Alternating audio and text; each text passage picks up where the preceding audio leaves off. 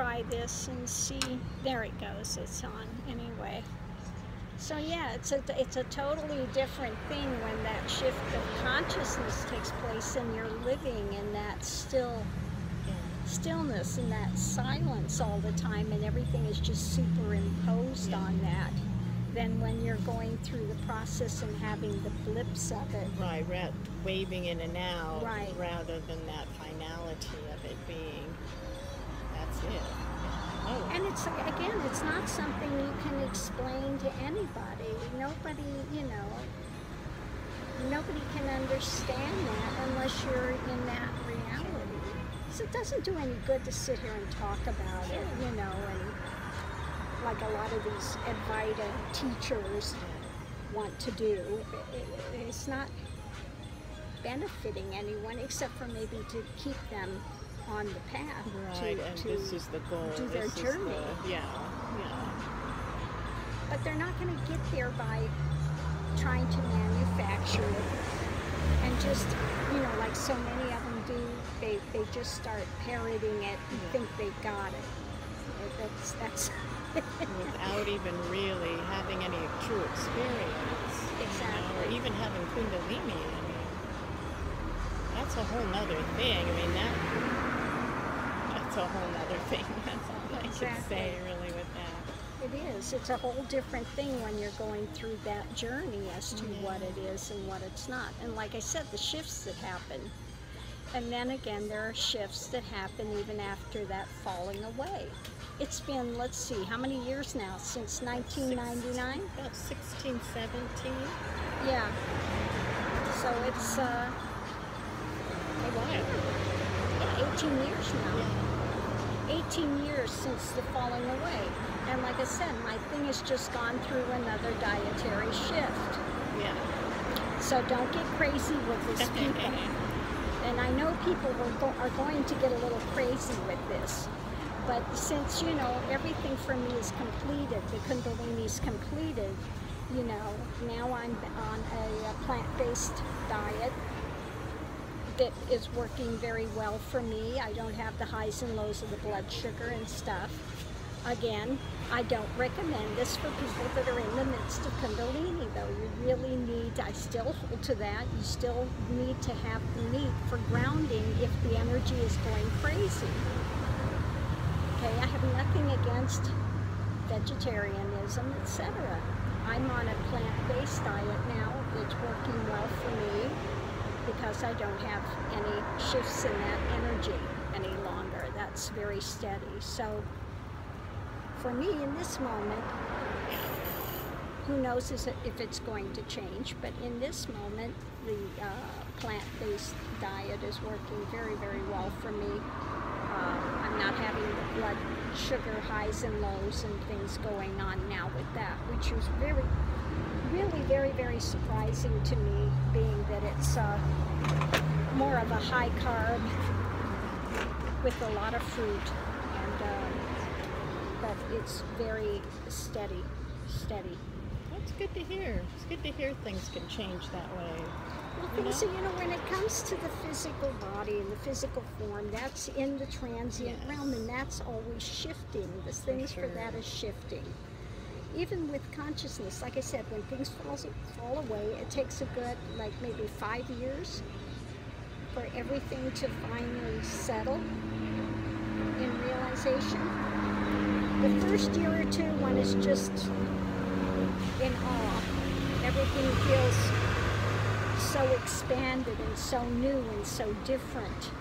But eventually, like I said, things settle and it becomes your norm, you know, and it's no longer that, you know, wide-eyed, awe-inspiring. It is your normal consciousness.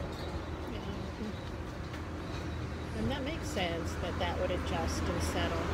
Yeah, it adjusts and settles, but like I said, it takes up to 5 years for that to happen. We got this loud truck now. So now we've got the big truck here. It's parked right here when we move, right? It never there, fails. turned it off. He's going to turn it off for a minute, thank God. Oh boy. But okay. Yeah, I've always said, things are shifting. Um, but I still hold to the fact that you have to have, if the Kundalini is running really rampant and high, then you need to you can start out with fish. If that's not, calming it, making it more steady, then the next thing is chicken. If that's not working, then you can try pork. The other white meat's a little heavier than chicken. If that's not working, then you go to red meat, and that just helps to ground the energy, slows it down a little bit, so you're not frying your nervous system. So this is not about a philosophical thing. I am not about a philosophy about it. This is about what just happens to work in the transient realm when you're going through a Kundalini awakening. That's all. I mean, you can see it more like medicine or something if you want Exactly. to, or it's just, that's Exactly. what it I ends mean, up if being. people follow Chinese medicine and stuff, they do use meat and stuff Right. Well, sometimes. the warm and the cool elements. The warm and things. elements, the cool Right. elements, how to keep that system balanced. Exactly, and that's exactly this. I guess it's more, if you even want to look at it, physical. It's a physical-based thing. It's a scientific kind of thing, but Exactly. you just need that grounding and something more than a water-based. Exactly. The plant stuff is more water-based. You just need something heavier. Exactly. Speaking from my own experience of the whole thing, okay? Believe me, Yeah, I've been through all of it. Not that you've had to experience any of that. I haven't experienced much over here at all. No. No big deal. No, I pretty much gone through it and gone back again through it, so I could tell you about that. Yeah, but when everything falls away and that energy, when you complete the Kundalini journey, you no longer have that energy running like that, like crazy like Exactly. that. Everything has gone to the point of stillness. And like I said, it's taken, I tried to do a raw diet, a plant-based diet, even after realization. It was I about remember maybe that. Maybe 8-10 years ago. Yeah, it was a number of years 8 ago, years, and at that point in time, it still was not beneficial. But Yeah, you weren't able to do that for long. Although it was just vegan, but that's a little heavier. But yeah, at that point it was vegan. But with this so far, I've been on it for it's good to know that you have 5 days now, maybe almost 5 days. It's good 6 to know that days. you have, so good to hear that you have more leeway with those things, because I think during the journey it's good to hear that those kinds of things blow out. I mean, They do blow out. Like I said, when everything completes, it blows out. There's a shift in consciousness. There's a shift in the body. Then that energy, again, it takes a while. Even when things blow out, it took another year or so for all that energy to finally start settling. Yeah. Like I said, the last night before things really started to settle, I mean, Kundalini energy, this was after realization, was throwing me around the room. It really was insane that day. Well, that's a typical day for me, so I'm glad to hear you just had that once afterwards. Not every day like I do. Yeah, no, I mean literally throwing me around the room. I know. You'll find out. That's okay. That's okay. I love you. You'll find out. You'll see. That's okay. Here she goes, thinking she knows, right? Okay, maybe I know this much, but I know Kriya's for 20 years throwing me around. Yeah, I'm not talking about regular Kriyas. I'm I'm hearing talking about Okay. really extreme throwing me around the room. This was no joke. Yeah. And that was the final blowout of that energy before it really started settling. And this was after realization. You told me about it. I think it Yeah. was in Seattle It was or in Lake Seattle. City or wherever you were thing. It was in Lake City. Yeah, Yeah. I remember Yeah. that night when you told me about it. Exactly. I mean, it was no joke. It was literally throwing me around. Interesting how it just kind of rallied up. And like then that. after that point, then it really started with the energy started settling. Interesting. But it's taken again up to now it's 18 years out from that point, where now everything is totally finally settled, very still, everything is grounded, everything is totally done. That now is, the form is able to go on a totally plant-based diet. For this moment, we'll see how it does, but for this week, it's been really quite fine. That's great. And before, I couldn't go. If I tried to go and have something like that, I would be shaking it would be really absolutely horrible. But now it just feels everything is very steady. Nice. So I know a lot of people are going to hear this and go crazy with it. I think it's so good to hear that things change even after in that way. I mean, and things do. They still evolve in the transient. I mean, why wouldn't they? But Exactly. it's always good to hear it, really. That, you're not stuck in this thing or that. I mean, No, you're not. That's a You're good not thing. stuck in this thing or that. Like I said, when the journey's over, I mean, there are a lot of shifts that take place in the midst of the journey, and even when it's completed, then there's still some shifts that take place right. for quite a few years. Yeah. That's all. It's just the way that it is, and it works out. If something shifts here, I'm very upfront with saying what the heck is going on. What are the shifts that are taking place? Because I think it's important for people to know in the journey what takes place. And like I said, if you think you're going to start a path and you're going to complete and become enlightened within a year or two, think again. It takes lifetimes and lifetimes. And then in this lifetime, it took really heavy-duty 40 years. It's heavy stuff. Heavy-duty 40 years. And then even when it blew out, it was still another, I would say, 5-10 years to totally settle into everything. Well, you've definitely mapped things out so well. It's great. We're so fortunate. Hey, someone's got to do it. Yeah, that's right, because you just don't get that kind of map. I just get so tired of these people, these invited teachers that say they've, gone through a journey and they, and all they do is talk, there's nowhere to go, there's nothing to get. Well, yeah. Anyone that's actually gone through the journey, in a way, that's true. There's nowhere to go. It's always right wherever you're at. But there is a journey that takes place. A very big, huge internal journey that takes place. Yeah, and some that have come, I think there was one on my video that was starting with that talk, and many times they haven't even really started. I mean, I don't, Exactly. You just can't just say that and then you're done. I mean, it's not a, I mean, Well, that'd be nice. that's why, what was his name, Krishnamurti? He tried to get people there by philosophy and talking, and it's never going to happen. He didn't have one person that completed, and he doesn't talk about it, but he went through Kundalini as well. He went through a very extreme Kundalini journey, and a lot of them that finally make it through don't talk about that.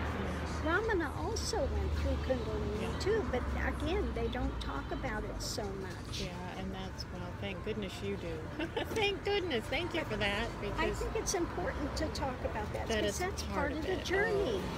You don't get there and you don't get to a total falling away unless you go through and you get refined in that fire.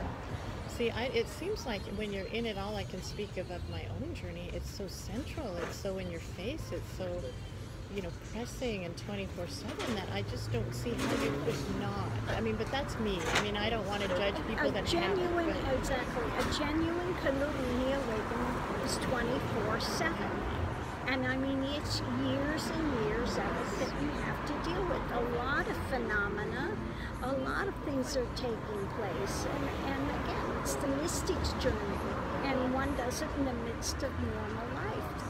And that's the thing, and for at least for me, and I feel so grateful how you've spoken of it to give clarity, but I just don't see, at least for me, I could never not ignore that part. It's such a big, it's what it is. It was your whole life. You know? It is your life. It's your life. It's a 24/7. It's no bullshit. It's not like, oh, I compartmentalize, and I'm going to do this practice I'm going to dedicate a whole hour You know, a day you to wish it. you could some days. You wish it would quiet down some days. You can't. You can't do it. No, it's really ongoing 24/7. It's just pressing, and it's pressing. I guess I use that word because it's right there. It's so. It's in your face. Yeah.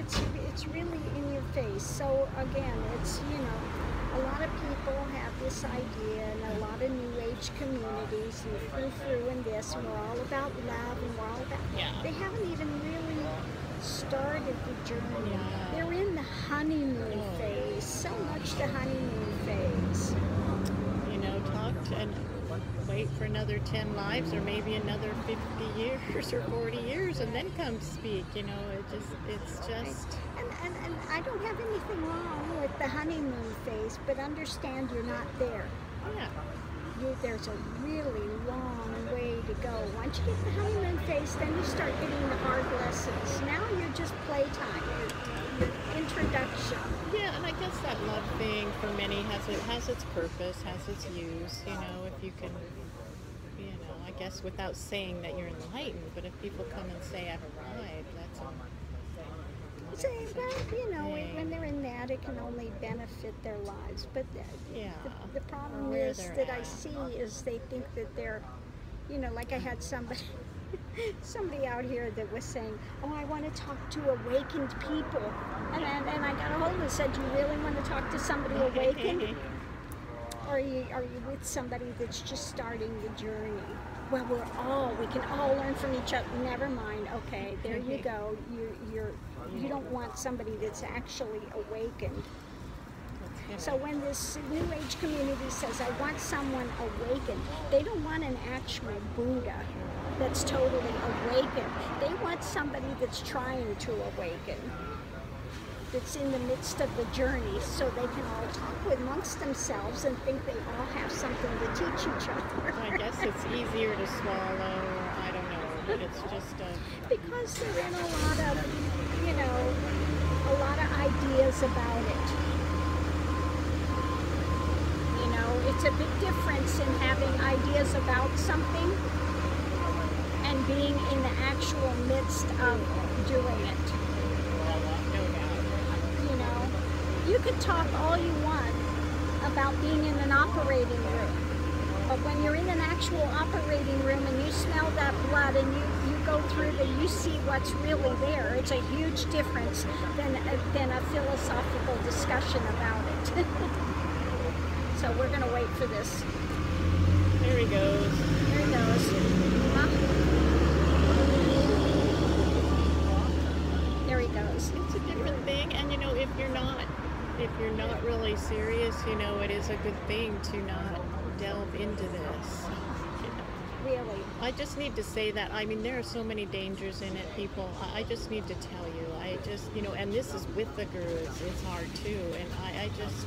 It's never easy. It's a hard guru, no guru, you got to walk your own journey. You can't. Exactly. Nobody can do it That's for right. you. It's having the guru there is a mitigating factor. Yeah. Oh yeah. It's a good mitigating factor. It helps to keep things more in balance. It helps to, in a lot of different ways, it can help those shifts to make it a little easier. But you still have to do the journey. And nobody can do it. That's right. You either go into a spin about things, or you settle down and go into quietude and surrender. That's always in your heart to do.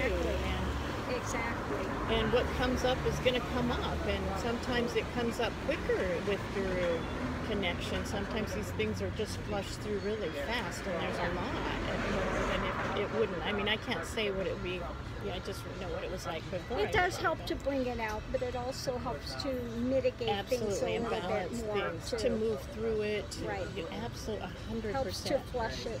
And I would say that's predominant over the other, but it's just, it's just something to be aware of, and just really know in your heart, be sincere if you really want to go forward into this. And, I mean, I asked for it. So what can I say? I know I did, and exactly. It's just what you happened. Asked for it. You asked for it. I asked for it. Right. So those that, again, those so-called Christians that think I'm not Christian, I asked to walk the path of Christ. When I was very young, I didn't know what I was asking for. But man, do you get it? You don't know what you're asking. You want to know what Christ's path was? It wasn't easy. Look at his life. It wasn't a walk in the park. He wasn't skipping along singing fairy tales. His life was very hard, and he had a lot of sacrifice, and that's what you get. I mean, it's no joke. It's no joke. You did kind of crucify me. We all go through our crucifixion in some way or another. I don't know, but that's part of it. I mean, the body stuff, letting go of that, and that's about the body crap. But well, it's the whole journey. I mean, in the very end point, that's what you're doing. You're totally surrendering into God. I hand my spirit. That's what he said from the cross. Unto God, I commend my spirit. It's the same thing when you're in that point where everything's falling away. That's what you say, into the hands of God. That's what you do. You totally surrender into God at that moment. 100% you have to surrender. So it's not a joke. People think it's a joke. They think you're making up bullshit. Who's got time for bullshit stories? For what? When you go through something like this. It's a very personal journey, and again, people that think you're not Christian or something, trust me, you know what Christ is saying, because you live it, you walk it on a daily basis. You live it, you walk it in that truth in a daily basis. It's good to put it personal, and I think that's really, it's intimate, it's personal, it's within your own, it's moment to moment, it's every moment, and you just, you can't ever bring it out like this is what is happening in book form, or some people can really look at it. It's your own Christ did not teach in a church.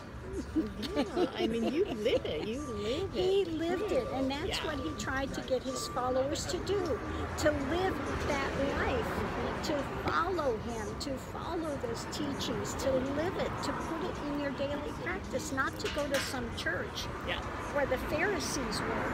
And all the bullshit was happening, where they were selling the things, and he's like he said, you made it should be a house of prayer, you made it a den of thieves. They never preached to go to some church. So your temple is inside. Your temple is in your heart. That's your temple. You're always with God. You're always, and that's what he tried to get people to understand. You're always with God. You're always with God.